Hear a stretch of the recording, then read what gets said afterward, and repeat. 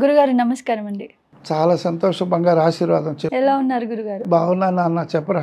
గురుగారు చాలా రోజులైంది. అవును గురుగారు, ఇప్పుడు ప్రెసెంట్ వర్షాకాలంలో వ్యాధులు ఎక్కువగా వస్తుంటాయి. అలాగే ఇప్పుడు మనకు కరోనా అని కూడా చెప్పేసి అంటూ ఉన్నారు కదా. మరి ప్రస్తుత పరిస్థితులలో ఆరోగ్య విషయంలో ఎలాంటి జాగ్రత్తలు తీసుకుంటే బాగుంటుంది? చాలా మంచి ప్రశ్న వేసావమ్మా. శరీర మాధ్యం కలు ధర్మ సాధన అన్నారు. ధర్మ సాధనాలన్నిట్లో శరీరాన్ని కాపాడుకోవడం మొదటి ధర్మం.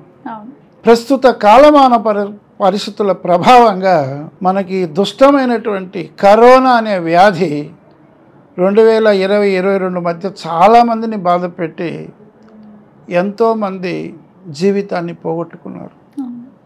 మహాగాయకుడైనటువంటి ఎస్పి బాలసుబ్రహ్మణ్యం కూడా పాపం 40,000 చిలుకు పాటలు పాడిన మహానుభావుడు కూడా ఈ కరోనా దెబ్బకు దెబ్బతిన్నట్లు ఎంతోమంది పోయారు.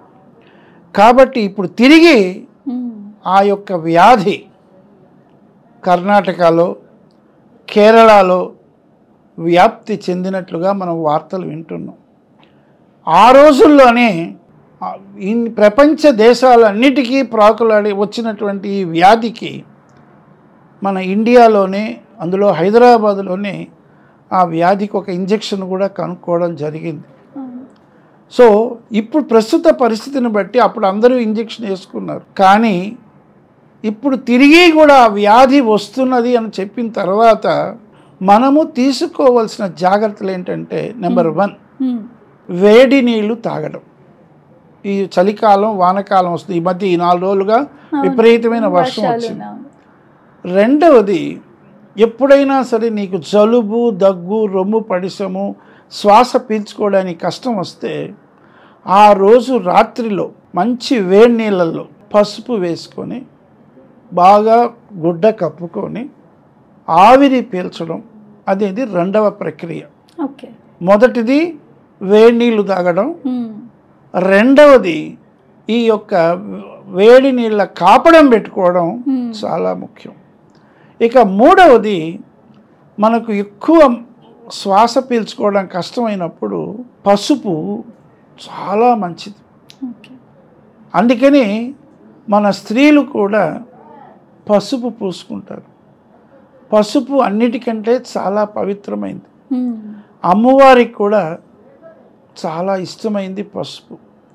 అందువలన అటువంటి పసుపును, బాగా దంచిన పసుపుని వేడి వేడి పాలల్లో వేసుకొని తాగడం చాలా మంచిది. అలాగే వీలైనంత వరకు మనము బయట ఎక్కువ తిరగకుండా మన పని ఏమిటో చూసుకొని ఇంటికి వచ్చేయాలి. మాస్క్ అనేటువంటిది మనిషికి ప్రధానం. ఇది ప్రస్తుతం ఉన్నటువంటి కరోనా లక్షణాలకి ఒక విధమైన ధర్మ సూచిక. దీన్ని ఒక ధర్మ సూచిక అనాలి మనం. ఇది నెంబర్ 1. నెంబర్ 2, ఆరోగ్యం అనేది చాలా ముఖ్యం. డబ్బు సంపాదించవచ్చును, కానీ ఆరోగ్యం పోతే సంపాదించలేం. అందుకే వయసు పెరిగే కొద్దీ మనకు ఉన్నటువంటి మానసిక వ్యధల వల్ల, కొంతమంది చెడు అలవాట్ల వల్ల వ్యాధులు రావడం. అన్నిటికంటే ముఖ్యమైనది, మన ఇంటిలో కొన్ని బ్యాడ్ ఎలిమెంట్స్ వస్తాయన్నప్పుడు, కొన్ని బ్యాక్టీరియాస్ వస్తాయన్నప్పుడు మనం బయట నుంచి వస్తే శుభ్రంగా కాళ్ళు కడుక్కొని ఇంట్లోకి వెళ్ళాలి. అలాగే మన ఇంటిలో కూడా ఎవరైనా కొత్త మనుషులు వస్తే కూడా ఎక్కువసేపు వారితో కాలం గడపకుండా వీలైనంత వరకు నోరు మూసుకొని ఒక జాగ్రత్త పడి మాట్లాడి పంపించాలి 5-10 నిమిషాలు. అన్నిటికంటే ముఖ్యమైనది, మనం ఉన్నటువంటి ఇంటిలో సాంబ్రాణి పొగ వేసుకోవడం, అలాగే మన చుట్టూ ఉన్నటువంటి పరిసర ప్రాంతాల్లో కాస్త మంచి సువాసన కలిగినటువంటి ధూపాన్ని వేయడం చాలా మంచిది. కాబట్టి ప్రస్తుతం ఈ వ్యాధే కాదు, ఈ వర్షాకాలంలో ఎక్కువ అనేకమైనటువంటి వ్యాధులు వస్తాయి. మనము ముందు జాగ్రత్తగా, అందులో ముఖ్యంగా ఈ పిల్లలు స్కూల్కి వెళ్ళొస్తారు, వాళ్ళు స్కూలుకు పోయి వచ్చిన తర్వాత వాళ్ళ యూనిఫామ్ రాగానే తీసేసేసి శుభ్రంగా స్నానం చేసి వాళ్ళకు మామూలు బట్టలు వేయాలి. ఆ యూనిఫామ్ బట్టలు పక్కకు పెట్టి, ఎందుకంటే చాలామంది బ్యాక్టీరియాస్ వస్తాయి. స్కూల్లో అనేక మంది పిల్లలు తిరుగుతుంటారు, వారికి కూడా మాస్క్ పంపించాలి, మాస్క్ వేసి పంపించాలి. అలాగే వారు ఇంటికి వచ్చిన తర్వాత శుభ్రంగా స్నానం చేసి మామూలు బట్టలు ధరించుకున్న తర్వాతనే వారికి ఏదైనా మనం ఆహార పానీయాలు ఇవ్వాలి. సో ఇవి మనము ఆరోగ్యం గురించి తీసుకోవాల్సినటువంటి ఇప్పటి కరోనా పరిస్థితిని బట్టి తీసుకోవాల్సిన జాగ్రత్తలు. ఎందుకంటే ఏదైనా ముందు జాగ్రత్త చాలా అవసరం. ఏదో అయిపోయిన తర్వాత చేతులు కాలినాక ఆకులు పట్టుకోవడం కాదు. ఈ జీవితంలో క్షణభంగురం. ఈ జీవితం ఎప్పుడు ప్రాణం పోకడా, వాన రాకడా ప్రాణం పోకడా అన్నారు, ఎప్పుడు వస్తుందో తెలియదు.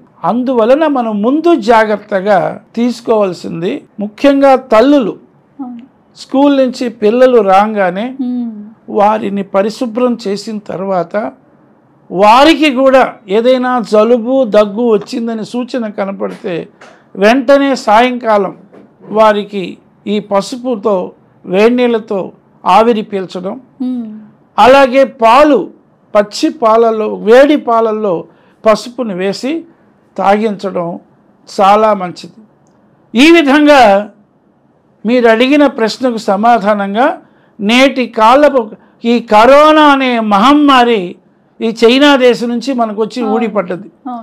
సో మనం ఎంతో జాగ్రత్తగా ఉండి, ముఖ్యంగా ఇందులో మనం చెప్పుకోవాల్సింది మన ప్రధానమంత్రి మోడీ గారు ప్రతి చిన్న విషయంలో కూడా అతి జాగ్రత్తగా మనల్ని రక్షిస్తున్నటువంటి అద్భుతమైనటువంటి ప్రధాని.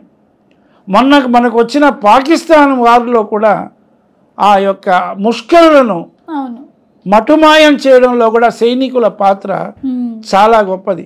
కాబట్టి అటు అద్భుతమైనటువంటి ఒక దేశ ప్రధాని మనకు ఉండడం వల్లనే దేశ విదేశాల్లో కూడా అద్భుతంగా ఉంది. ఈ కరోనా సమయంలో కూడా వారు మనకు చూపించినటువంటి ఒక మార్గనిర్దేశకం చాలా గొప్పదిగా ఈరోజు ఆ ప్రాణగండం నుంచి తప్పి బయటపడ్డాం అప్పట్లో 2022లో.